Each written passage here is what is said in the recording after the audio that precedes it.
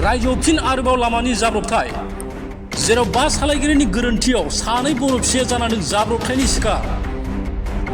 थांनाय 19 जुलाइ खालि गंसे गोख्रैथिजों खारनाय बासआ गावनि गोख्रैथिखौ सामलायनो हायैनि जाहोनाव गंसे बलेर' गारिखौ सौनायाव बलेर'आ फिन साइकेल सालायनाय सानै लाइमोनखौ उननिफ्राय सौदोंमोन।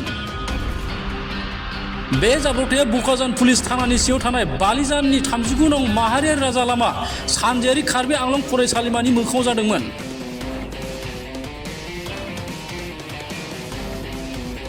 जाब्रबथायाव अमराजान कसारी गामिनि समीर गयारी आरो सन्जय बसुमतारिया गोब्राब जोखोम जादों।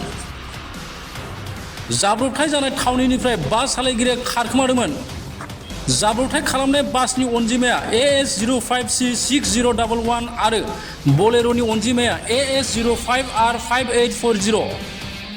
नाथाय पुलिसनि आखाइनिफ्राय खारखोमानानै बारग'नो हायाखै बास सालायगिरिया। बास सालायगिरिखौ पुलिसआ बे समाव हमनायाव जाफुंसारनो हाबाय।